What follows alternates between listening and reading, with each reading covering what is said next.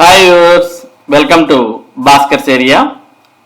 ఈరోజు డిఎస్సికి సంబంధించినటువంటి కొన్ని ముఖ్యమైన దినపత్రికలో వచ్చినటువంటి విశేషాలను మనం ఈ వీడియోలో తెలుసుకుందాం. మరి ముఖ్యంగా డిఎస్సికి ప్రస్తుతం చాలా మంది అభ్యర్థులు దరఖాస్తు చేస్తున్నటువంటి నేపథ్యంలో మరి ఎవరైతే మహిళలు డిఎస్సికి దరఖాస్తు చేస్తున్నారో అటువంటి వారు మరి వారికి ఒక ప్రధానమైనటువంటి సందేహం వస్తుంది. మరి ఆధార్ కార్డులో పెళ్ళైన తర్వాత వారి ఇంటి పేరు ఒక రకంగాను, పెళ్లి కాకముందు 10వ తరగతి మార్క్ లిస్ట్ లో మరి వారి ఇంటి పేరు మరో రకంగాను ఉంటుంది. మరి దరఖాస్తు చేసేటప్పుడు అటువంటి మహిళలకు వచ్చే ప్రధానమైనటువంటి సందేహం ఏంటి అంటే, మేము పెళ్ళైన తర్వాత ఉన్నటువంటి ఆధార్ కార్డులో ఉన్నటువంటి పేరుతో మళ్ళీ డిఎస్సికి దరఖాస్తు చేయాలా, లేదంటే 10వ తరగతి మార్క్ లిస్ట్ లో ఉన్నటువంటి పేరు ద్వారా మేము డిఎస్సికి దరఖాస్తు చేయాలా అని చాలా మంది మహిళలకు సందేహం వస్తుంది. దానికి ప్రభుత్వం ఈ రోజు క్లారిటీ అనేది ఇవ్వడం జరిగింది. ఆల్రెడీ మన భాస్కర్స్ ఏరియాలో కామెంట్స్ లో కూడా చాలా మంది అడిగినటువంటి ఈ సందేహానికి సమాధానాన్ని కూడా మనం ఇవ్వడం జరిగింది. ఎవరైనా కానీ, అది మగవారు కావచ్చు ఆడవారు కావచ్చు, ఎవరైనా కానీ మరి ఏ ప్రభుత్వ ఉద్యోగానికి దరఖాస్తు చేయాలనుకున్నా కూడా వారి యొక్క 10వ తరగతిలో వారి పేరు ఏ విధంగా అయితే ఉంటుందో అదే విధంగా దరఖాస్తు చేయడమే చాలా మంచిది. మరి అదే సమాధానాన్ని ప్రభుత్వం కూడా ఈ రోజు విడుదల చేయడం జరిగింది. మరి పెళ్ళైన తర్వాత ఇంటి పేరు మారుతుంది అని మీరు దరఖాస్తు చేసేటప్పుడు మార్చుకొని మనం అప్లై చేయాల్సిన అవసరం లేదు. దేనికైనా కానీ మీ 10వ తరగతే మరి ప్రామాణికంగా తీసుకోవడం జరుగుతుంది. అందులో మీ పేరు ఎలా ఉంటే అలాగే మీరు ఆన్లైన్ లో అప్లై చేసేటప్పుడు ఎంటర్ చేయాల్సిన అవసరం ఉంటుంది. అంతే తప్ప ఆధార్ కార్డును మనం ప్రామాణికంగా తీసుకోకూడదు. ఆధార్ కార్డులో కూడా ఒకవేళ మీ ఇంటి పేరు పెళ్ళైన తర్వాత ఉన్నటువంటి పేరు ఉంటే మీరు ఆధార్ సెంటర్ కి వెళ్ళి మీ పేరును 10వ తరగతిలో ఏ విధంగా అయితే ఉందో ఆ విధంగానే మార్చుకోవడం చాలా మంచిది. ఇక దీనికి సంబంధించి ఈరోజు దినపత్రికలో వచ్చినటువంటి సమాచారాన్ని మనం ప్రస్తుతం చూస్తూ ఉన్నాం. డిఎస్సిలో వివాహిత మహిళలు సర్టిఫికెట్ లో ఉన్న ఇంటి పేరే నమోదు చేయాలి. ఎన్ని పోస్టులకైనా ఒకే దరఖాస్తులో సమర్పించొచ్చు. పాఠశాల విద్యా డైరెక్టర్ విజయరామరాజు. మెగా డిఎస్సి దరఖాస్తులో వివాహిత మహిళా అభ్యర్థులు తమ సర్టిఫికెట్ లో ఉన్న ఇంటి పేరుని నమోదు చేయాలని పాఠశాల విద్యా డైరెక్టర్ విజయరామరాజు తెలిపారు. ఒకే దరఖాస్తులోనే తమ అర్హతలను అనుసరించి ఎన్ని పోస్టులకైనా దరఖాస్తు చేసుకోవచ్చని, ఒకే పోస్టుకు ఒకే జిల్లాలో స్థానికులుగా మరో జిల్లాలో స్థానికేతరులుగా దరఖాస్తు చేసుకోవడానికి వీలు లేదు. ఒక పోస్టుకు ఒక జిల్లాలో మాత్రమే దరఖాస్తు చేసుకోవాలి. దరఖాస్తులో 1-2 విభాగాల్లో వివరాలు ఎన్నిసార్లైనా సవరించుకోవచ్చు. ఫీజు చెల్లించి దరఖాస్తు సమర్పించిన తర్వాత సవరణకు అవకాశం ఉండదని, టెట్ మార్కుల వివరాలు వెబ్సైట్ లో అందుబాటులో ఉంచుతామని డైరెక్టర్ పేర్కొన్నారు. డిఎస్సికి 2 రోజుల్లోనే 22,000కు పైగా దరఖాస్తులు వచ్చాయని, ఈసారి అన్ని పోస్టులకు కలిపి దాదాపు 6 లక్షల వరకు దరఖాస్తులు వస్తాయని అధికారులు అంచనా వేస్తున్నారు.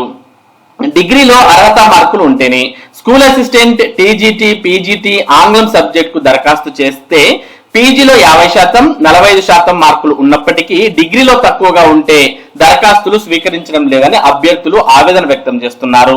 స్కూల్ అసిస్టెంట్ ఆంగ్ల భాష సబ్జెక్ట్ కు సంబంధించి గ్రాడ్యుయేషన్ లేదా పోస్ట్ గ్రాడ్యుయేషన్ లో 50%, ఎస్సీ ఎస్టీ దివ్యాంగులకు 45% మార్కులు ఉండాలనే నిబంధన పెట్టారు. కానీ దరఖాస్తు చేసే సమయంలో డిగ్రీలో 50%, 45% మార్కులు ఉంటేనే సాఫ్ట్వేర్ దరఖాస్తులను స్వీకరిస్తోంది. పీజీలో 50%, 45% మార్కులున్నా దరఖాస్తు చేసేందుకు వీలు లేకుండా పోతోందని అభ్యర్థులు పేర్కొంటున్నారు. కాబట్టి ఈ సమాచారాన్ని అంతా కూడా మనం గమనించినట్టయితే ఎవరైతే పెళ్ళైనటువంటి మహిళలు ఉన్నారో వారు 10వ తరగతి మార్క్ లిస్ట్ లో ఏ విధంగా అయితే మీ పేరు ఉంటుందో అదే విధంగానే మీరు డిఎస్సికి దరఖాస్తు చేయాలి. అదొకటి. మీరు ఒకేసారి ఎన్ని పోస్టులకైనా ఒకే అప్లికేషన్ ద్వారా దరఖాస్తు చేయవచ్చు. మరి మీరు మీ యొక్క అర్హతలను కరెక్ట్ గా పేర్కొనాలి. 10th, ఇంటర్, డిగ్రీ, తర్వాత డిఈడి లేదా బిఈడి ఇట్లా చేసి ఉంటే అన్ని అర్హతలను దరఖాస్తు చేసేటప్పుడు పేర్కొంటే మీరు ఏ పోస్టులకు అర్హులో ఆటోమేటిక్ గా అదే చూపిస్తుంది. వాటన్నిటికీ మీరు ఒకేసారి దరఖాస్తు చేయవచ్చు అనేది కూడా ఇక్కడ మనకు వివరించడం జరిగింది. ఇక ఒకే అభ్యర్థి ఒకే జిల్లాలో ఎన్ని పోస్టులకైనా దరఖాస్తు చేయవచ్చు. అంతే తప్ప ఒక జిల్లాలో లోకల్ గాను మరో జిల్లాకి నాన్ లోకల్ గాను దరఖాస్తు చేయడం కుదరదు అంటూ ఇక్కడ పేర్కొనడానికి కూడా చూస్తూ ఉన్నాం. ఒకే పోస్టుకు ఒకే జిల్లాలో స్థానికులుగా మరో జిల్లాలో స్థానికేతరులుగా దరఖాస్తు చేసుకోవడానికి వీలు లేదు అనే విషయాన్ని కూడా ఇక్కడ ఇవ్వడం జరిగింది. అంటే ఒకే పోస్టుకు అనేది మరి అభ్యర్థులు ఇక్కడ గుర్తించాల్సిన అవసరం ఉంటుంది. ఇక ఏపీ మెగా డిఎస్సికి సంబంధించి ఆన్లైన్ శిక్షణ అనేది కూడా ప్రారంభం కాబోతోంది ఈ నెల 24వ తేదీ నుంచి. అది బీసీ అభ్యర్థులకు, అది కూడా ఇక్కడ చూస్తూ ఉన్నాం. 24వ తేదీ నుంచి డిఎస్సి బీసీ అభ్యర్థులకు ఆన్లైన్ శిక్షణ. డిఎస్సికి దరఖాస్తు చేసుకున్న బీసీ అభ్యర్థులకు ఈ నెల 24వ తేదీ నుంచి ఆన్లైన్ ద్వారా ఉచిత శిక్షణ అనగా కోచింగ్ ప్రారంభిస్తున్నట్టు బీసీ సంక్షేమ శాఖ మంత్రి సవిత తెలిపారు. సోమవారం శ్రీ సత్యసాయి జిల్లా సోమందేపల్లిలో డిఎస్సి అభ్యర్థులతో కలిసి సీఎం చంద్రబాబు చిత్రపటానికి క్షీరాభిషేకం చేసి కృతజ్ఞతలు తెలిపారు. గృహిణులు ఇతర అభ్యర్థులకు ఆన్లైన్ ద్వారా ఉచిత శిక్షణ ఇచ్చేందుకు ఇప్పటికే అభ్యర్థుల నుంచి దరఖాస్తులు స్వీకరించామని తెలిపారు. ఇక అదే ఆన్లైన్ శిక్షణకు సంబంధించి ఇక్కడ కూడా మనం చూస్తూ ఉన్నాం. బీసీ స్టడీ సర్కిల్ ఆధ్వర్యంలో 24 నుంచి ఆన్లైన్ ఉచిత డిఎస్సి కోచింగ్.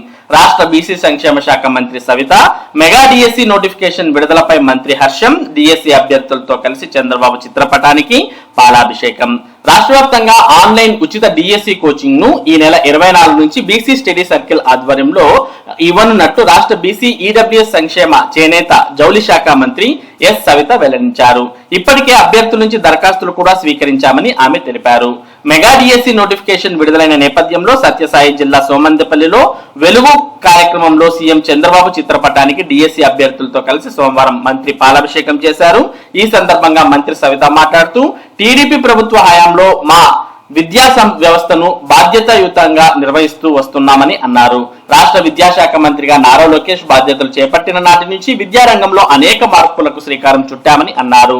ముఖ్యంగా గత ఎన్నికలకు ముందు నిరుద్యోగులకు ఇచ్చిన హామీని సీఎం చంద్రబాబు నిలబెట్టుకున్నారని, అధికారంలోకి రాగానే మెగా డిఎస్సి నిర్వహిస్తామని చెప్పినట్లుగానే సీఎం చంద్రబాబు నాయుడు బాధ్యతలు చేపట్టినప్పుడు మొదటి సంతకాన్ని 16,340 టీచర్ పోస్టుల భర్తీకి తొలి సంతకం చేసిన విషయాన్ని మంత్రి గుర్తు చేశారు. ఇప్పటికే టెట్ కూడా నిర్వహించామని అన్నారు. వచ్చే జూన్ నాటికి డిఎస్సి నిర్వహించడంతో పాటు ఎంపికైన అభ్యర్థులకు అపాయింట్మెంట్ ఆర్డర్లు కూడా ఇవ్వనున్నామని ఆమె చెప్పారు. సీఎం చంద్రబాబు, మంత్రి లోకేష్ కు కృతజ్ఞతలు. రాష్ట్ర చరిత్రలో 1.80 లక్షల ఉపాధ్యాయ పోస్టులను భర్తీ చేసిన ఘనత తమ ప్రభుత్వానికే చెందుతుందని మంత్రి సవిత చెప్పారు.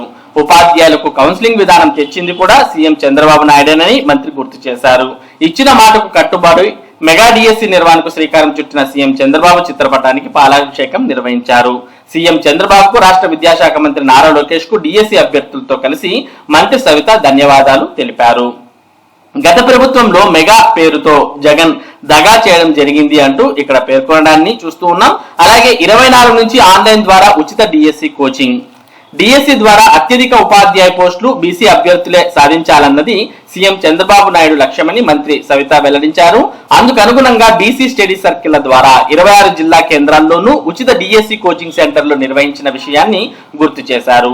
ఈ కేంద్రాల ద్వారా 5,200 మందికి ఉచిత డిఎస్సి శిక్షణతో పాటు కోచింగ్ సమయంలో నెలకు 1,500 రూపాయల స్టైఫండ్, మెటీరియల్ కోసం మరో అదనంగా 1,000 రూపాయలు అందజేసినట్లు తెలిపారు. గృహిణులు ఇతర అభ్యర్థుల కోసం ఆన్లైన్ ద్వారా ఉచిత డిఎస్సి కోచింగ్ అందజేయాలని నిర్ణయించినట్లు తెలిపారు. దీనిలో భాగంగా ఇప్పటికే అర్హులైన అభ్యర్థుల నుంచి దరఖాస్తులు స్వీకరించామని అన్నారు. ఈ నెల 24 నుంచి ఆన్లైన్ ద్వారా డిఎస్సి కోచింగ్ నిర్వహణ కార్యక్రమాన్ని ప్రారంభిస్తున్నట్లు మంత్రి సవిత వెల్లడించారు. కాబట్టి ఎవరైతే ఇప్పటికే ఆన్లైన్ మెగా డిఎస్సి కోచింగ్ కోసం దరఖాస్తు చేశారో అటువంటి వారు ఈ విషయాన్ని గమనించాల్సిన అవసరం ఉంది. ఈ నెల 24వ తేదీ నుంచి ఆన్లైన్ ఉచిత మెగా డిఎస్సి కోచింగ్ అనేది ప్రారంభం కాబోతోంది. ఇక మరోపక్క గిరిజనులకు ప్రత్యేక డిఎస్సి ఇవ్వాలంటూ మరి ఇక్కడ డిఎస్సికి సంబంధించినటువంటి నోటిఫికేషన్ ప్రతులను దహనం చేస్తున్న ఆదివాసీ ప్రజా సంఘాల నేతలు చిత్రంలో చూస్తూ ఉన్నాం. డిఎస్సి నోటిఫికేషన్ ప్రతుల దహనం. గిరిజన ప్రత్యేక డిఎస్సి ఇవ్వకుంటే మన్యం నిరవధిక బంద్. ఆదివాసీ సంఘాల నేతల హెచ్చరిక. ఉపాధ్యాయ పోస్టుల భర్తీలో గిరిజనులకు అన్యాయం చేశారని అల్లూరి సీతారామరాజు జిల్లా పాడేరులోని డాక్టర్ బిఆర్ అంబేద్కర్ విగ్రహం ఎదుట ఆదివాసీ ప్రజా సంఘాల నేతలు డిఎస్సి నోటిఫికేషన్ ప్రతులను సోమవారం రాత్రి దహనం చేశారు. గిరిజన సమైక్య, పలు ఆదివాసీ సంఘాల నేతలంతా కూటమి ప్రభుత్వ గిరిజన వ్యతిరేక విధానాలను నిరసించారు. జీవో నంబర్ 3 పునరుద్ధరణ, గిరిజనులతో 100% ఉద్యోగాల భర్తీ అని ఎన్నికలకు ముందు ప్రకటన చేసిన ముఖ్యమంత్రి చంద్రబాబు ఇప్పుడు మెగా డిఎస్సి పేరుతో గిరిజనులను దగా చేశారని ఆగ్రహం వ్యక్తం చేశారు. ఆదివాసీ స్పెషల్ డిఎస్సి నోటిఫికేషన్ విడుదలపై ఈ నెల 30వ తేదీ నాటికి రాష్ట్ర ప్రభుత్వం ప్రకటన చేయాలని, లేకుంటే మన్యంలో నిరవధిక బంద్ కు పిలుపునిస్తామని ఆదివాసీ సంఘాల నేతలు నీలకంఠం మరియు తదితరులు హెచ్చరించడాన్ని మనం చూస్తూ ఉన్నాం. మరి ఇవి డిఎస్సికి సంబంధించినటువంటి ఈ రోజున్న కొన్ని ముఖ్యమైన విషయాలు. ఇటువంటి ముఖ్యమైన సమాచారాన్ని భాస్కర్స్ ఏరియా మీకు అందిస్తూ ఉంటుంది. మరి ఈ సమాచారం మీరు ఎప్పటికప్పుడు పొందడానికి మన భాస్కర్స్ ఏరియా యూట్యూబ్ ఛానల్ కు సబ్స్క్రైబ్ అవ్వండి. Thank you for watching this video.